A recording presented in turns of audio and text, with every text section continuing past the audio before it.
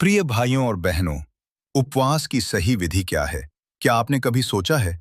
उपवास यानी फास्ट केवल भूखे रहना है या ये परमेश्वर के और करीब आने का एक शक्तिशाली तरीका है? बाइबल हमें सिखाती है कि फास्ट केवल शरीर का नहीं, बल्कि आत्मा का भी होता है। जब हम फास्ट रखते हैं, तब हम परमेश्वर को दिखाते हैं कि वह हमारे जीवन में सबसे महत्वपूर्ण है। आज इस वीडियो में हम जानेंगे, बाइबल के अनुसार फास्ट क्या है, फास्ट क्यों रखना चाहिए, फास्ट कैसे रखें, फास्ट के दौरान क्या करें और क्या न करें, और फास्ट के शक्तिशाली आशीष क्या हैं। इस वीडियो को अंत तक जरूर देखें, क्योंकि यह आपकी आत्मिक जीवन को बदल सकता है। उपवास क्या है?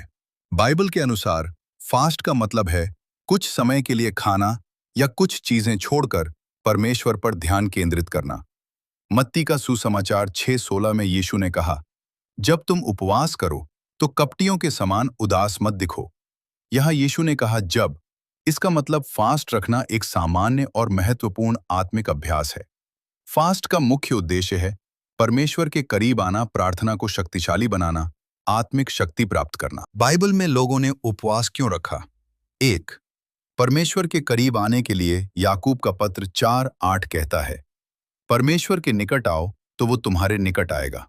फास्ट हमें परमेश्वर के और करीब लाता है। मार्गदर्शन पाने के लिए प्रेरितों के काम 13:2-3 में लिखा है कि शिष्यों ने उपवास और प्रार्थना की और परमेश्वर ने उन्हें दिशा दी। जब आप कंफ्यूज्ड होते हैं, उपवास आपको परमेश्वर की इच्छा समझने में मदद करता है। 3. शक्ति प्राप्त करने के लिए यीशु मसीह ने अपनी सेवा शुरू करने से पहले 40 दिन फास्ट रखा। मत्ती का सुसमाचार 4:2। इसके बाद यीशु आत्मिक शक्ति से भर गए। 4. चंगाई और चमत्कार के लिए मरकुस का सुसमाचार 9:29। यह प्रकार केवल प्रार्थना और उपवास से ही निकल सकता है। कुछ आत्मिक समस्याएं फास्ट और प्रार्थना से ही दूर होती हैं। उपवास कैसे रखें? अब सबसे महत्वपूर्ण प्रश्न, उपवास कैसे रखें? स्टेप 1, सही उद्देश्य रखें। फास्ट लोगों को दिखाने के लिए नहीं, बल्कि परमेश्वर के लिए रखें। मत्ती का सुसमाचार 6:18, तुम्हारा उपवास लोगों को नहीं, बल्कि परमेश्वर को दिखे। स्टेप 2, प्रार्थना करें। फास्ट का सबसे महत्वपूर्ण हिस्सा प्रार्थना है। हर दिन प्रार्थना करें, सुबह, दोपहर, रात परमेश्वर से बात करें। स्टेप 3, बाइबल पढ़ें। फास्ट के दौरान बाइबल पढ़ना बहुत जरूरी है। यह आपकी आत्मा को मजबूत करता है। स्टेप 4, पाप से दूर रहें। फास्ट केवल खाना छोड़ना नहीं है, यह पाप छोड़ना भी है। गुस्सा छोड़ें, बुरे विचार छोड़ें, पाप छोड़ें।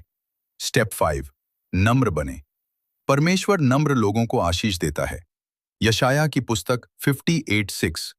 सच्चा फास्ट वह है जो बंधनों को तोड़ता है और दूसरों की मदद करता है। उपवास के प्रकार, types of fasting in Bible.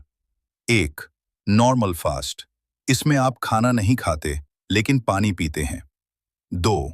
Partial fast, कुछ चीजें छोड़ते हैं, जैसे दानियल ने स्वादिष्ट भोजन नहीं खाया। दानियल की पुस्तक 10:3-3। कंप्लीट फास्ट, कुछ समय के लिए खाना और पानी दोनों नहीं, ये केवल परमेश्वर की अगुवाई में करें। उपवास के दौरान क्या न करें? दिखावा न करें, लोगों को न बताएं, गुस्सा न करें, पाप न करें। उपवास के आशीष, जब आप सही तरीके से फास्ट रखते हैं, परमेश्वर के करीब आते हैं, प्रार्थना शक्तिशाली होती है, चमत्कार होते हैं, आत्मिक शक्ति बढ़ती है, परमेश्वर मार्ग दिखाता है। उपवास करने वाले महान लोग, बाइबल में कई लोगों ने फास्ट रखा। मूसा, दानियल, एस्तेर, यीशु मसीह, और परमेश्वर ने उन्हें आशीष दी। प्रिय दोस्तों, उपवास केवल भूखे रहना नहीं है, ये परमेश्वर के करीब आने का रास्ता है। जब आप फास्ट रखते हैं, परमेश्वर आपको देखता है, सुनता है और आशीष देता है। यदि आप विश्वास से उपवास रखेंगे, तो परमेश्वर आपके जीवन में चमत्कार करेगा। हे स्वर्गीय पिता, हमें सही तरीके से उपवास रखने की शक्ति दे। हमें पवित्र और मजबूत बना। हमारे जीवन में अपनी इच्छा पूरी कर। यीशु के नाम में, आमीन।